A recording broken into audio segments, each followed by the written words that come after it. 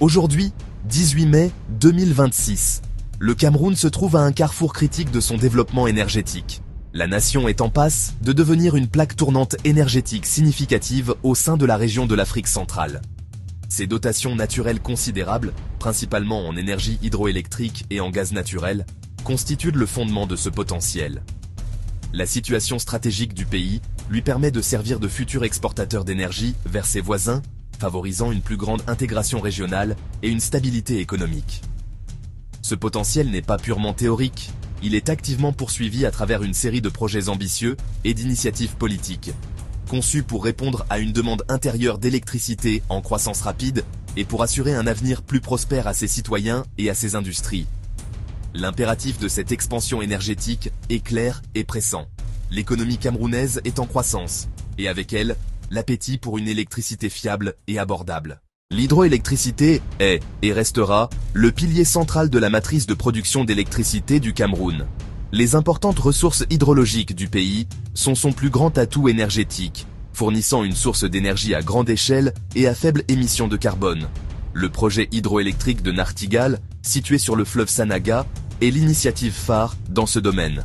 Avec une capacité de production de 420 MW en 2026, sa mise en service progressive est presque achevée, et il injecte déjà une puissance substantielle dans le réseau national. Le projet, développé en partenariat public-privé, sert de modèle pour le financement et l'exécution de futures infrastructures à grande échelle dans le pays, démontrant comment la collaboration internationale peut produire des résultats transformateurs. Au-delà de Nartigal, le portefeuille de projets hydroélectriques reste robuste et ambitieux.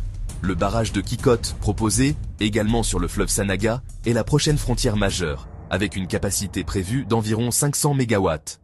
Bien qu'encore aux stades avancés de planification et de financement, Kikot représente une étape cruciale pour l'exploitation complète du potentiel du fleuve. Pendant ce temps, le barrage de Memvele, avec sa capacité installée de 211 MW, est déjà opérationnel. Cependant, sa pleine production a été limitée par l'infrastructure de transport incomplète nécessaire pour évacuer son énergie. L'importance stratégique de ces grands barrages s'étend au-delà de l'approvisionnement national. Ils sont envisagés comme des points d'ancrage pour un marché régional de l'électricité et des exportations d'énergie propre. Pour complémenter sa base hydroélectrique et renforcer la résilience de son système énergétique, le Cameroun poursuit activement sa diversification vers d'autres sources d'énergie. L'énergie solaire, en particulier, représente une opportunité vaste et largement inexploitée. Les régions du Nord sont dotées de niveaux élevés d'irradiation solaire, idéales pour des projets photovoltaïques. La stratégie du gouvernement se concentre sur le déploiement de fermes solaires à l'échelle industrielle, de mini-réseaux et de systèmes autonomes pour accélérer l'accès dans les communautés éloignées et réduire la dépendance au diesel. Le gaz naturel joue également un rôle crucial et stratégique. Les réserves offshore du bassin de Kribi alimentent la centrale thermique à gaz de Kribi. Cette installation est vitale pour la stabilité du réseau, offrant une source flexible qui équilibre l'intermittence des renouvelables et compense les déficits hydroélectriques en saison sèche. Des plans sont en cours pour potentiellement étendre Kribi ou développer de nouveaux projets gaz, renforçant la sécurité énergétique et réduisant l'exposition à la volatilité des combustibles importés. Pendant des années, le réseau a été un goulot d'étranglement, avec des pertes techniques élevées, de la congestion et une portée insuffisante. Le gouvernement a habilité la Sonatrel à moderniser et étendre le réseau. Nouvelle ligne à haute tension reliant Memvele et Nartigal au centre de charge. Modernisation des sous-stations et du réseau de distribution pour fiabilité accrue et pertes réduites. L'ampleur des ambitions énergétiques du Cameroun crée un large éventail d'opportunités d'investissement tout au long de la chaîne de valeur. Le modèle principal pour les grands projets est l'IPP, souvent structuré en PPP. Le succès de Nartigal a renforcé la confiance, prouvant que des projets complexes peuvent être financés et exécutés au Cameroun. Au-delà de la production, des opportunités existent dans la fourniture d'équipements et de services spécialisés, turbines, générateurs, transformateurs, panneaux solaires, systèmes de contrôle. À mesure que la capacité augmente, le marché de l'exploitation et maintenance se développe, créant des revenus récurrents. Le stockage de l'énergie, y compris les systèmes de batterie, présente une nouvelle frontière pour les investisseurs. Malgré ce potentiel, des risques persistent. La santé financière des néos, les problèmes de liquidité et les arriérés de paiement créent un risque de contrepartie pour les IPP. Les pertes techniques et commerciales élevées, ainsi que les obstacles bureaucratiques et retards administratifs, allongent les délais et augmentent les coûts. Les droits fonciers, permis environnementaux et autres approbations exigent une connaissance fine du contexte.